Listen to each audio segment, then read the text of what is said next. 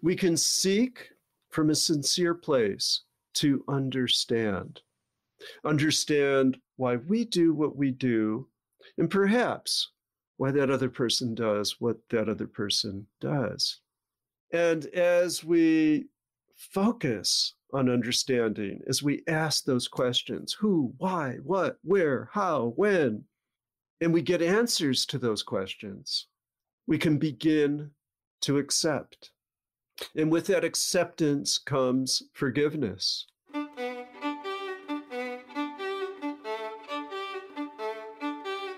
Hi, I'm Derik Mills. Welcome to the Glow Podcast. Welcome back to part 2 of my conversation with Professor Christopher Chapple about mindfulness. If you missed part 1, just search for the Glow Podcast on Apple Podcasts, Spotify, or just go to podcast.glo.com. Dr. Chapple is a professor of Indic and Comparative Theology at Loyola Marymount University in Los Angeles. He's published over 20 books about Hinduism, Buddhism, Jainism, yoga, and religion and ecology. As I mentioned in part 1, he's a featured teacher on glow.com. In this part of our conversation, Professor Chapple and I discuss how a mindfulness practice can help you form your own definition of freedom. Professor Chapple has deep knowledge of these early texts and plenty of stories to tell, so he's made these texts accessible. I hope you enjoy part 2 of my conversation with Professor Chapple. I started out by asking him what else we can say about this word mindfulness that helps us understand just why it is so important.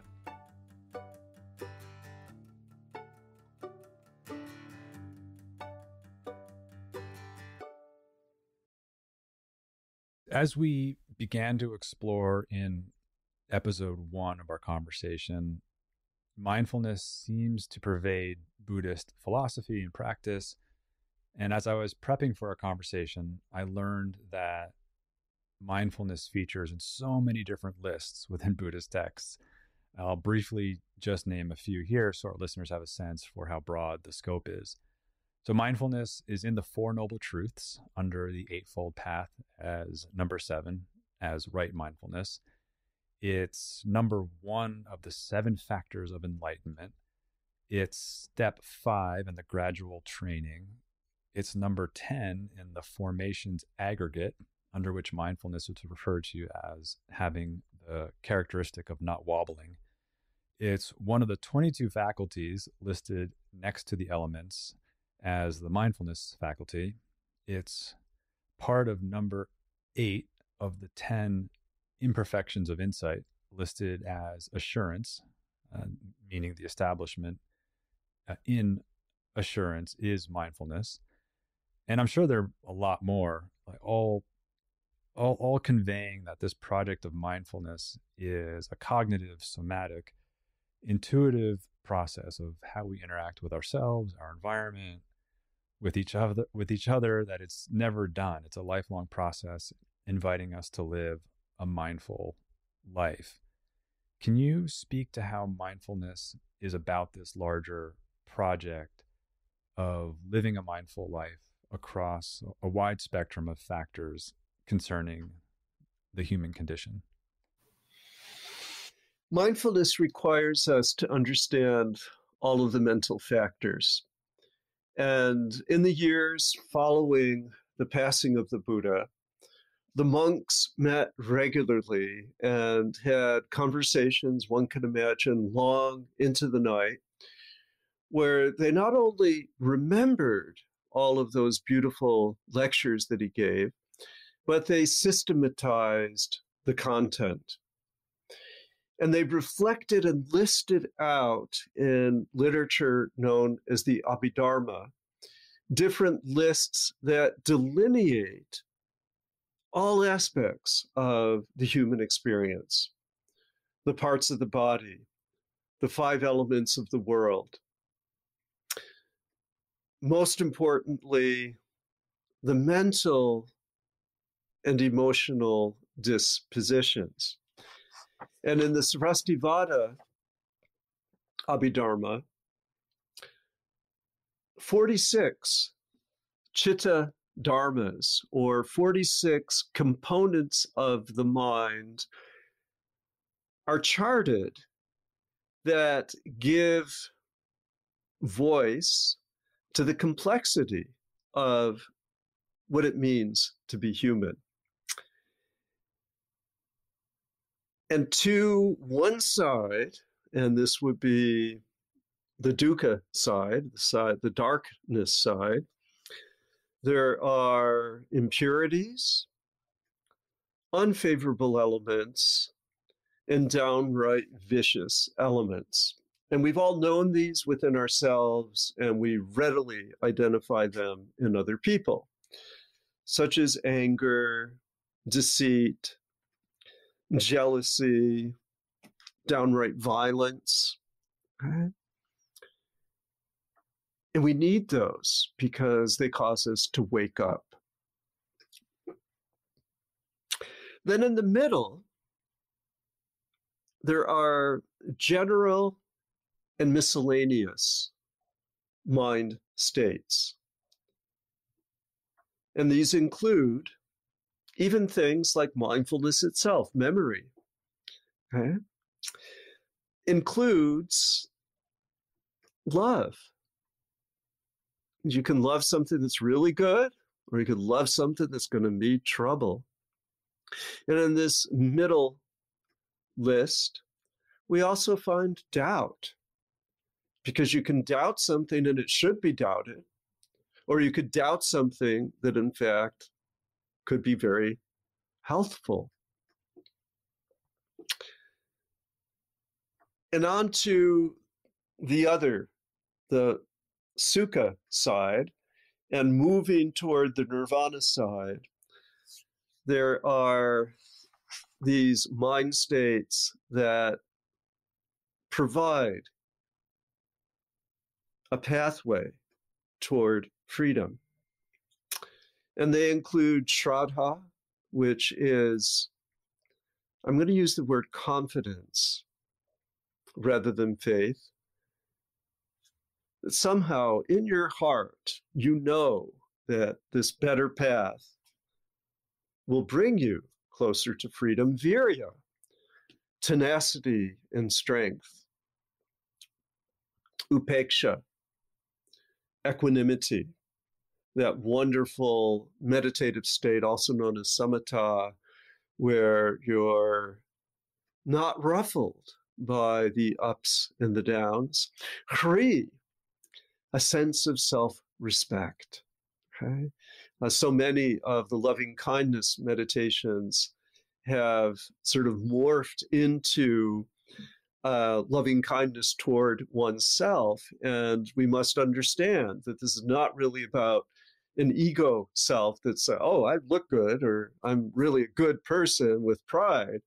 But no, this sort of sense of a full heart. And to move away from hatred, to move away from cupidity. Okay, I think we've all had those teenage crushes. Some people never get over those teenage crushes. They just keep coming. And that's something that you don't need to do. Okay, nonviolence, to just abide in nonviolence. And to have a dexterity, an ability to move quickly, to adjust, to shift, and to constantly move toward the better, the good, and then hopefully by the time of death, it'll be the best, because you will be ready to embrace that final moment. So this is a lifetime project, a very detailed project with 46 named moments, understandable and recognizable to each and every one of us.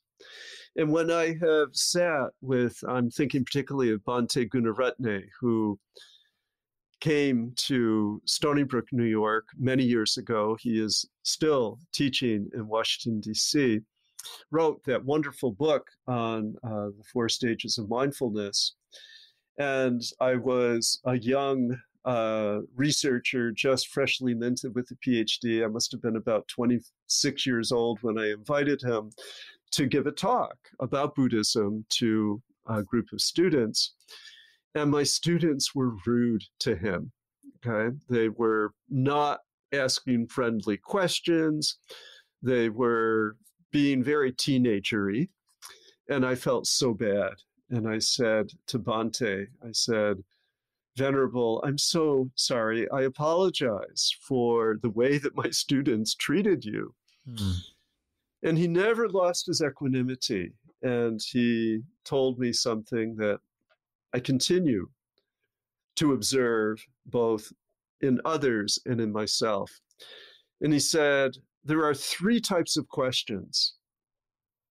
The last type is very rare. The first type of question you must anticipate. And that type of question was asked by a few of your students, but it's a type of question that challenges the authority of the person speaking.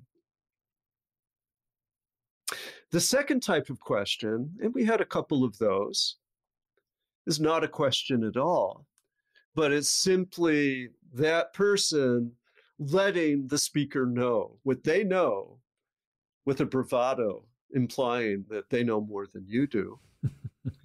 And yeah, that will happen. And the third type of question, the most rare question of all, comes from a place of sincere yearning to know. And all these years later, I've come to love a word that's used in Buddhist literature, Jain literature, Vedanta literature, yoga literature, used in the Bhagavad Gita, in fact, jijñāsa, which means wanting to know. And it's the prerequisite for entry into the spiritual path. So what we want to do is to find out.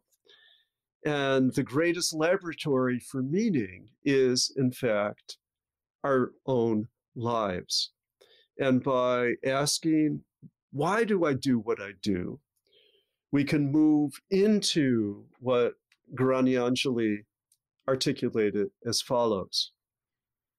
We can seek from a sincere place to understand why we do what we do, and perhaps why that other person does what that other person does. And as we focus on understanding, as we ask those questions, who, why, what, where, how, when, and we get answers to those questions, we can begin to accept.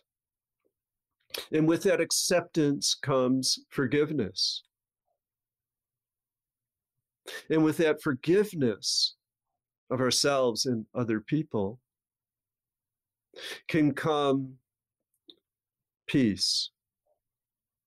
And in that peace, we find, if only for a moment, if only in regard to that one circumstance, but we can find a place of freedom. And a mindful life enters into that engagement on a daily basis, prepares by stabilizing the mind in meditation using whatever technique, whether breath, mantra, or just simply gazing at the sky.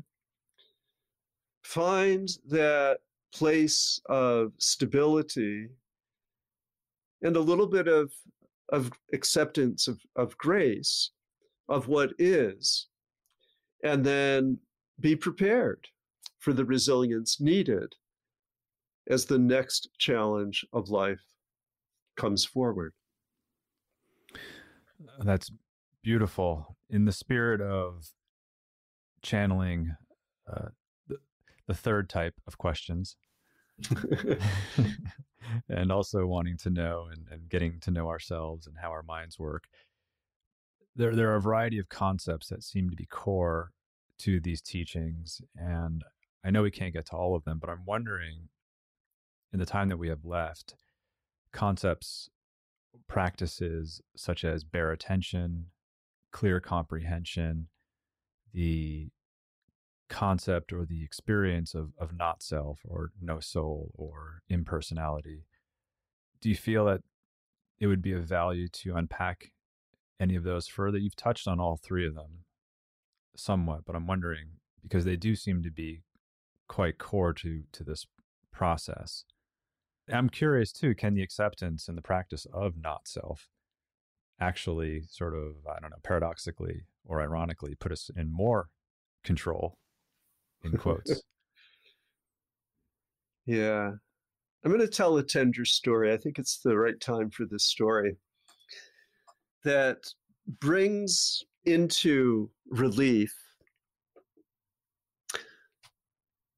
these three key notions of bare attention, clear comprehension, and abandonment of self. And it's a story that is peculiar, and the great literary scholars, when they're trying to sort hagiography from something that probably really happened, whether a Bible scholar or a Buddhist scholar, this is a story from the life of the Buddha that is very instructive and probably a real story. There was a young man, could have been a teenager perhaps, who had entered that state of jnana and had decided, a little bit like the Buddha had decided when he was 29 years old, to go in quest of a teacher that could help him stabilize his mind, that could help him find meaning.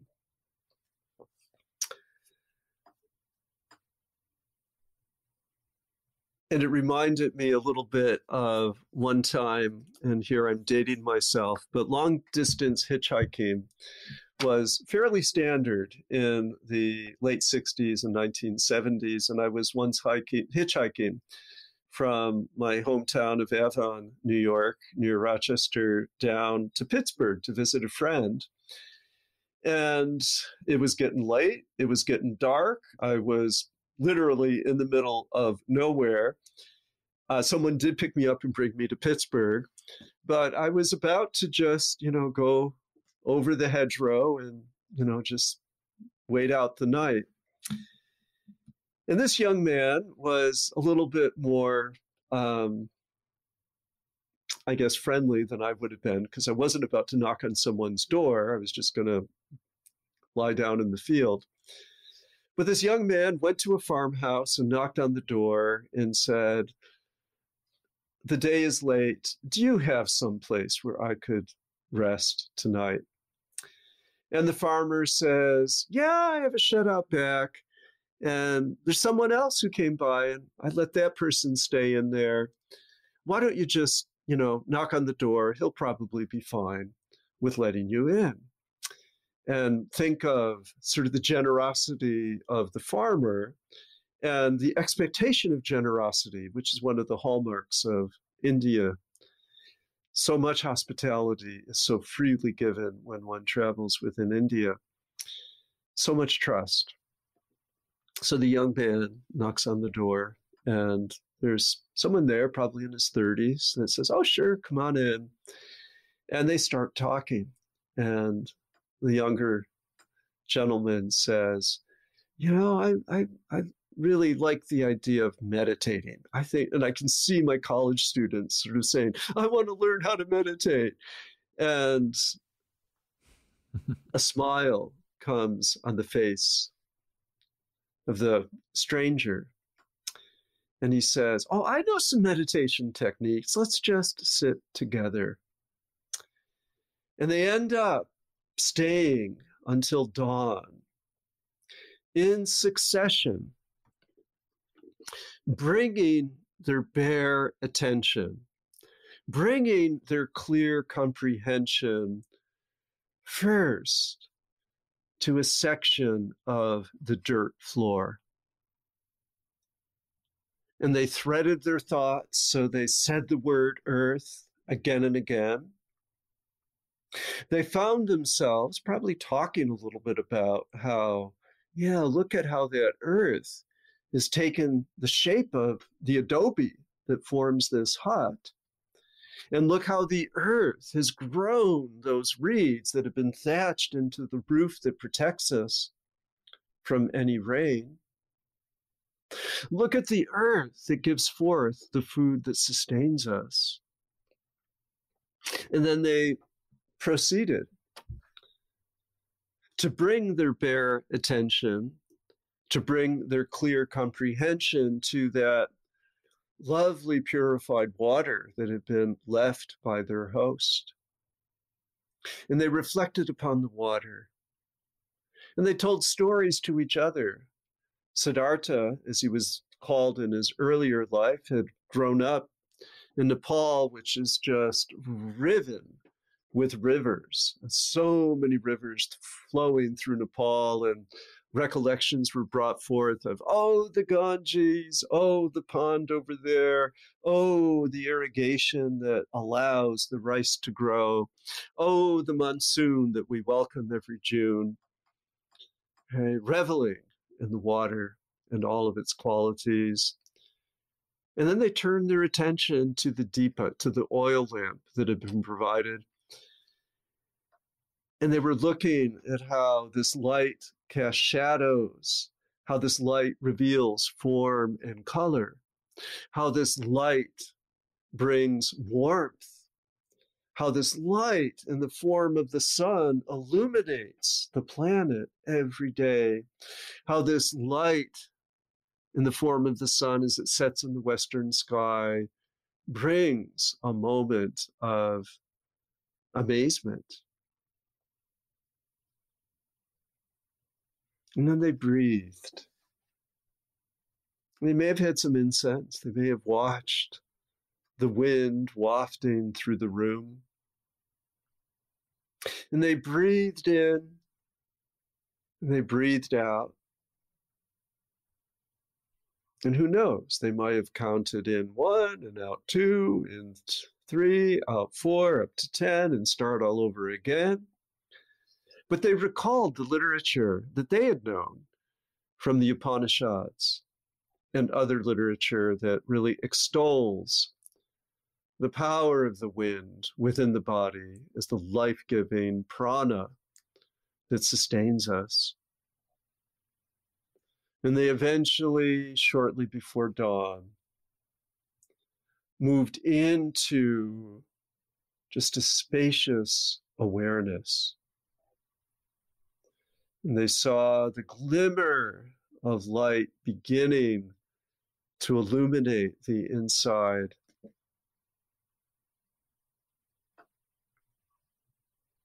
And in a moment of profound gratitude, and in a moment of jaw-dropping recognition, this young person suddenly came to understand that he was in the presence of the Buddha, of the awakened one, and said, I am ready to become your disciple. And this was in the early years of the teaching of the Buddha, when he was still traveling once in a while on his own. And he said, well, very good. I will arrange an installation ceremony, but you're going to have to gather the implements needed. Find someone that will give you a robe. Find someone that will give you a begging bowl. And the Buddha, meanwhile, met up again with his other followers. This is before the nuns, so with his other monks. And told them to prepare to welcome into the Sangha, to welcome into the community a new monk. But a tragedy happened. And I'm reminded when I was walking up the hill the other day, And thank goodness no one was killed. But before airbags, someone very easily could have been killed. But right in front of me, there was this Jeep that clipped a town car, and everything stopped. There was this loud bang, and the little town Mini Cooper was smashed, and even the Jeep was disabled. Well, the old India equivalent was a bull came running through the town square and gored the young boy, the young man, and killed him. And when the news reached the Buddha through, the only way that news traveled in that time was like, oh, that kid that was going to show up and become a monk, he got killed in the town square by an errant bull. And the monk said, oh, he must have had such bad karma. He must have really been in a place of horrible suffering. And the Buddha calmed them all down and said, brothers, I just spent many hours meditating with that young man. He has overcome the difficulties of samsara. He is one of the arhats, one who has achieved nirvana. And this is the beauty of the hopefulness of the story of the life of the Buddha, is that during his lifetime, he taught thousands and thousands and thousands, and he deemed 500 people to have become free. And this young boy, this young man, was one of those deemed as having gone into that place of total freedom. Now, I tell that story because how do we get freedom? We bring ourselves into that place of focus where we allow all of our memories to be brought into a place of attention. And we use both savitarka, which is our thinking impulse about particulars, and our savichara, which is all of our emotionality and our associations, to be brought into that place of pure recognition. And in that, we're able to recapture that sense of childhood freedom. And recall that when the Buddha was 7 years old, when he was still in that place of just perfect attunement, that he was sitting and felt a twinge of sadness. And it's very interesting because in child development, we know that's when the self-reflexivity sets in about the age of 7, when our permanent teeth start to come in. And I remember vividly my own sort of melancholy at the age of 7 is that when I wander, I'm going to have, it's not ever going to be the same. And I actually cried on my 7th birthday, lamenting that my childhood was over. And sure enough, it all started to get really complicated after that. But what the Buddha did was counsel folks to don't judge. His community was quick to condemn this person for having bad karma, when in fact he had pure experience just prior to his death. And it underscores also the need for corrective community. And my advice is that unless you're in relationship with others, whether it be a significant other or a family that you trust or fellow meditators or practitioners, this aspect of Sangha provides the checks and balances that are needed. And this notion of community was so praised by the Buddha himself. And one time, one of his monks came and said, I think that the community is really important. And he responded and said, that's all we have is community.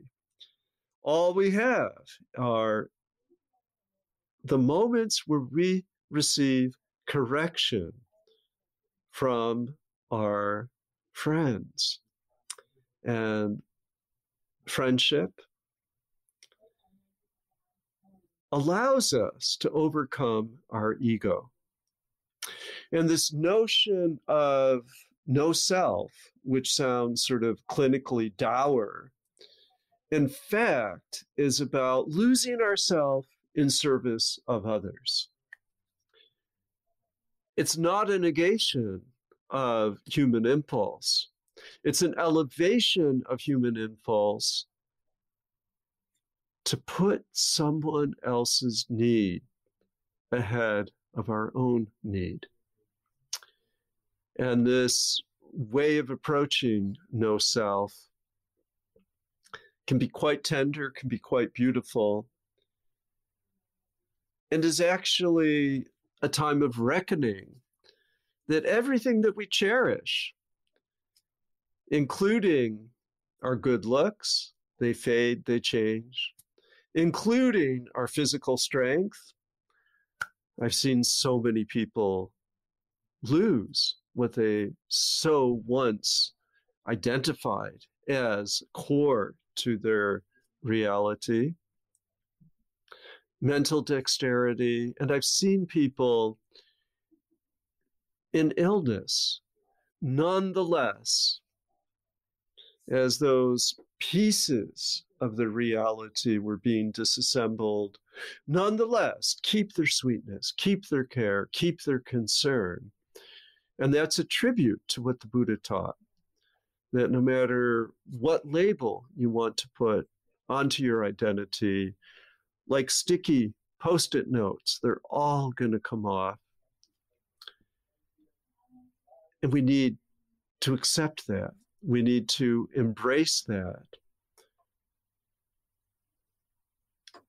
And that will allow us to be happy. That ultimately will allow us to be free. Chris, I know the story that you shared. I love that story. I came across it in my reading. Does it have a name so people can find it?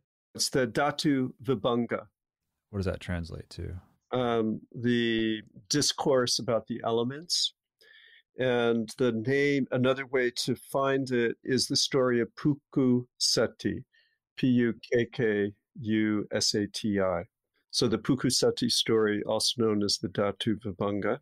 So a great place to find that story is in your book, Living Landscapes, Meditation on the Five Elements in Hindu, Buddhist, and Jain Yogas.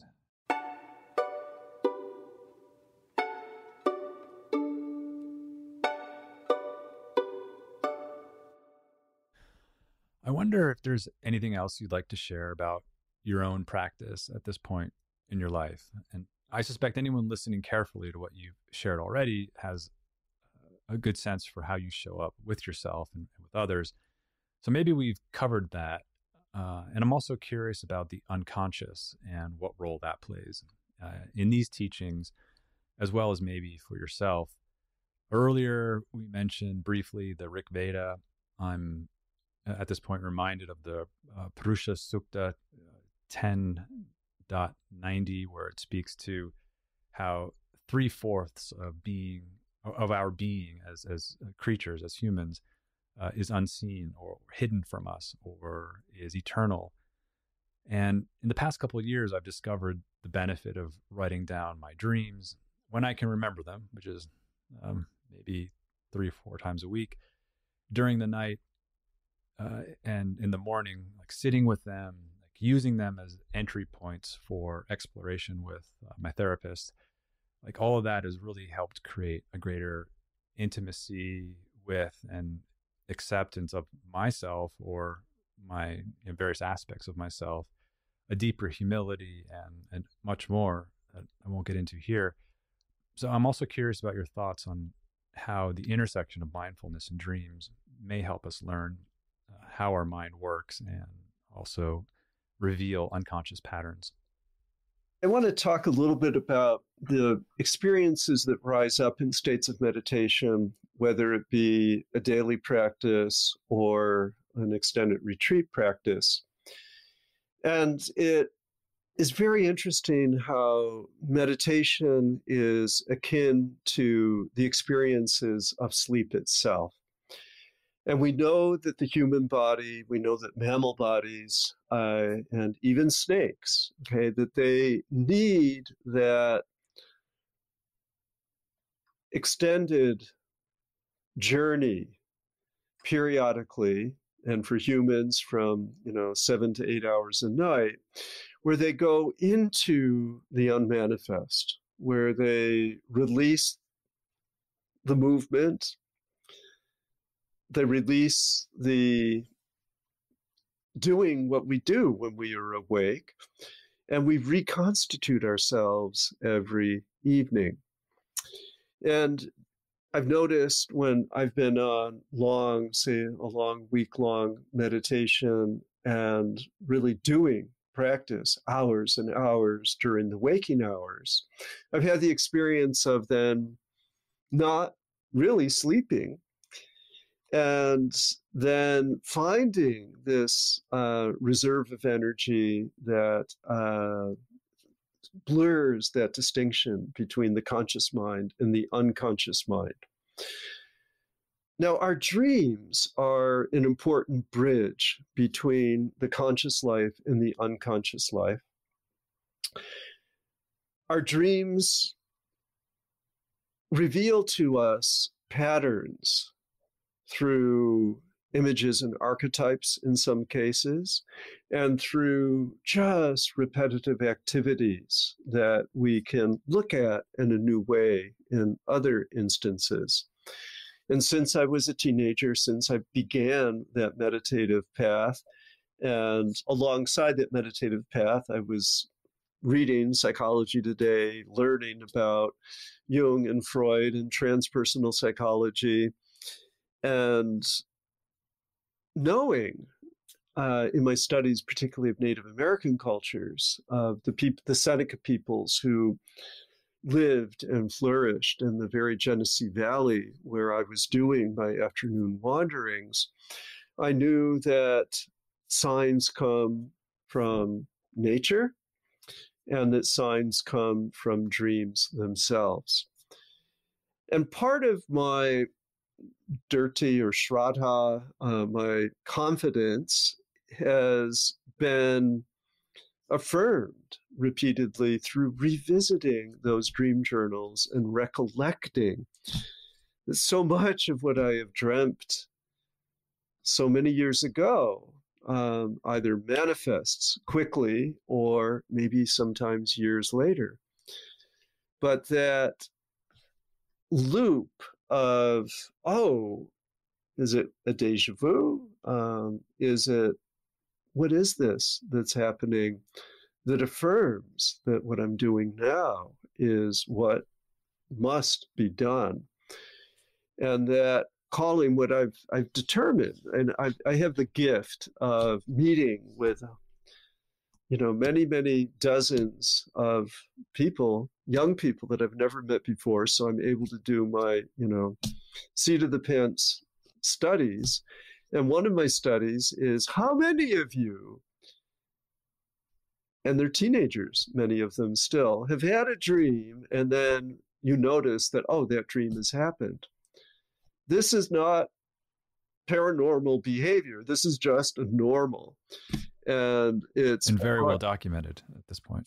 So well documented, and so generally overlooked. And when they get a bit of affirmation from seeing that other people also have a life that is informed by their dream life, that there's sort of a collective sigh of relief that, and I've had so many students that have said, yeah, I knew I was going to be here through my dream life. And I have, in myself personally, so many instances. So what does this reveal about the human psyche? From a Jungian perspective, it says to us that we have a depth awareness, that we live out archetype, and that we are unfathomable even to ourselves, and so much more so in regard to the mystery of other people. And that as we commit to relationship through whatever endeavors, that we can find meaning in the stories and the narratives of those we encounter, and that we can go with the gift, in my case, of increasingly long life. We can revisit those memories and honor people that have given us a piece of this world that we continue to engage. So I began to lose intimate friends at the age of 34 and 35. And in the loss of those people, I carry their gifts with me, and I honor them by doing what they taught me to do. And it may be to have fun, it may be to continue writing, it may be to be kind. And I feel accompanied with those who have become ancestors. I feel accompanied as after their death, I have learned so much more about my own parents. I feel that we are never alone. And as I walk the streets of my neighborhood and I recall former colleagues and former school board members who worked with me on various projects, I just feel so grateful to those who have gone before. And I cherish so many of my teachers who are no more, but whose words and whose writings and whose music live on. And this is the gift of memory. This is the gift of mindfulness. This is the gift of smriti, is to give honor to the senses, to give honor to the complexity of the human mind, and to honor those who have created a pathway for all of us as we do what we can to continue the good work, to continue the great work, to continue to work for the uplift of others. That would be a wonderful place to not only end, but to take with us as we go on into our day and into our future. Chris, thank you so much for sharing your knowledge and your personal experience. And I personally have been lucky and grateful to have known you and to work with you all of these years. You were part of that Hill Street thing, and Yes. You've heard it from me, but I had dreamt that building again and again and again, and when I finally realized, then I knew that that's what was to be. And in this massive, Hughes Corporation building, I had dreamt this again and again. And I actually looked, because I'd never been in here. We were up on, the upper campus. And I actually went on a job interview thinking, I got to go somewhere. But it turned out being here. And then I was mentioning that school board. We had a whole, our world was collapsing at the local village school, Loyola Village School, with our first grader. And it was not okay. And sure enough, I had this dream. And then with the next day, I showed up at this what's now West Side Neighborhood School, but threw ourselves headlong into this private independent school that then one thing led to another. But yeah, no, the dream world is primary. I remember I dreamt my guru in vivid technicolor, down to the names of the books on her shelf when, 3 months before I met her. And then I dreamt the Santa Monica Mountains long before I landed here. So yeah, we're blessed. And I'm sure you've had I know that you've had similar dreams that affirmed what you're doing. Absolutely. I'm almost, I would say 3 to 4 nights a week. I'm genuinely in awe and wonder of what's coming up. And for those listening who may think they're not dreaming, I believe it's pretty well accepted empirically that if not all, the majority of humans dream 5 to 6 times a night. I might have that number wrong, but it seems like we're all dreaming, and there are a variety of theories as to why, some of which are quite interesting.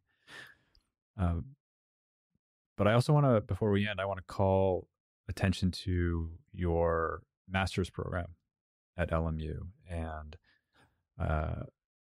if anyone's interested in learning more about that or anything else that you're offering to the world, where would they go to find you and other information?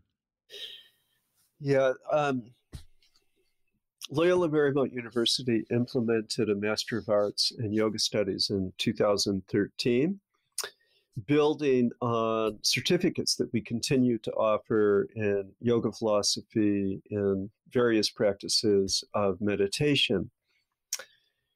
And we are easy to find by putting in Yoga Studies, Loyola Marymount University. And the website is quite comprehensive and inviting. And we also have, within a different unit of the university, a series of programs that are completely open to the public, including a 200-hour teacher training experience, a 100-hour program in yoga, mindfulness, and social change, yoga for educators, and yoga therapy. So these programs are streaming, so they're open to people from around the globe. They're both synchronous and asynchronous.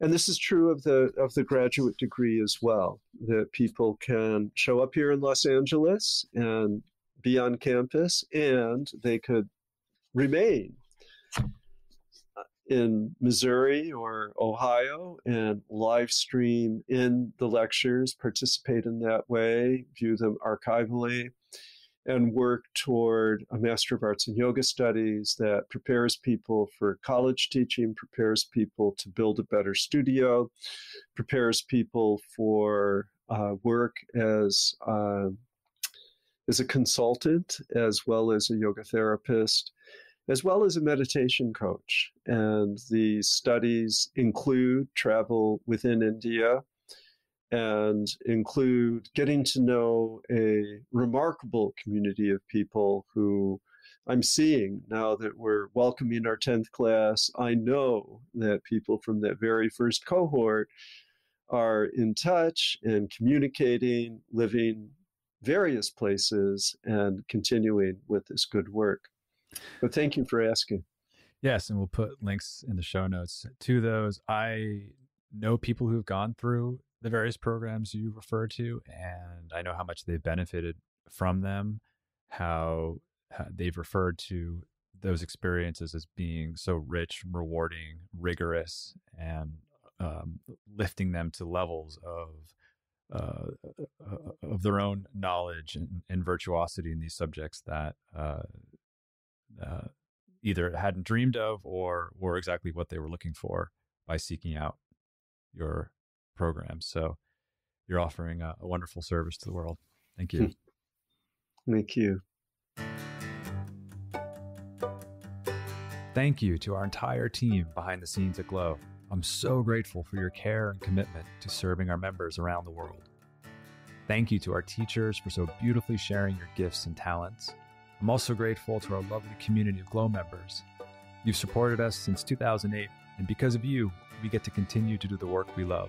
It's the combined support of our team, our teachers, and our community that grants me the privilege to continue to bring you the Glow podcast. Thank you to Lee Schneider at Red Cub Agency for production support. And the beautiful music you're hearing now is by Carrie Rodriguez and her husband, Luke Jacobs. And remember, take care of yourself because our world needs you. Thank you for coming on this journey with me. You can find the Glow podcast on Spotify, Apple Podcasts, or glo.com/podcast, or wherever you listen to your podcasts. I'm Derik Mills.